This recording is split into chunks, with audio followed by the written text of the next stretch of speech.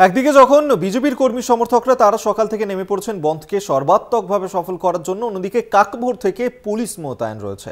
শহরের সমস্ত গুরুত্বপূর্ণ পয়েন্টে জমায়েত দেখলেই আটকে দেওয়ার নির্দেশ, জোর করে অবরোধের চেষ্টা দেখলেই ব্যবস্থা নেওয়া হবে, আইন ভাঙার চেষ্টা দেখলেই কড়া ব্যবস্থা নেবে পুলিশ।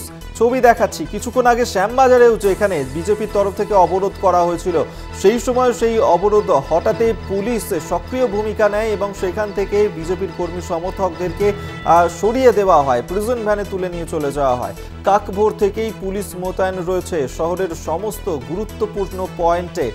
সেখানে জমায়েত দেখলেই আটক করার নির্দেশ, জোর করে অবরোধ চেষ্টা দেখলেই ব্যবস্থা নেওয়া হবে পুলিশের তরফ থেকে, আইন ভাঙার চেষ্টা করলেই কড়া পদক্ষেপ করবে পুলিশ।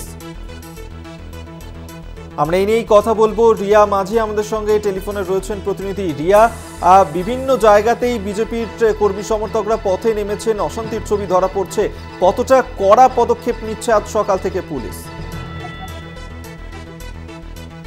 হ্যাঁ দেখো, তোমাকে জানিয়ে রাখবো যে 12 ঘন্টার যে বন্ধ ডেকেছে আজকে বিজেপির তরফ থেকে, সেই 12 ঘন্টার বন্ধে কিন্তু রীতিমতো তৎপর রয়েছে পুলিশ। যেটা দেখা যাচ্ছে যে কাকভোর থেকে পুলিশ মোতায়েন শহরের সমস্ত গুরুত্বপূর্ণ পয়েন্টে, এবং জমায়েত দেখলেই পুলিশ যেমনটা জানাচ্ছে যে জমায়েত যদি কোনো জায়গায় হয় সেক্ষেত্রে কিন্তু ইমিডিয়েট অ্যাকশন, অর্থাৎ তাদেরকে ইমিডিয়েট আটকের নির্দেশ দেওয়া হয়েছে লালবাজারের তরফ থেকে।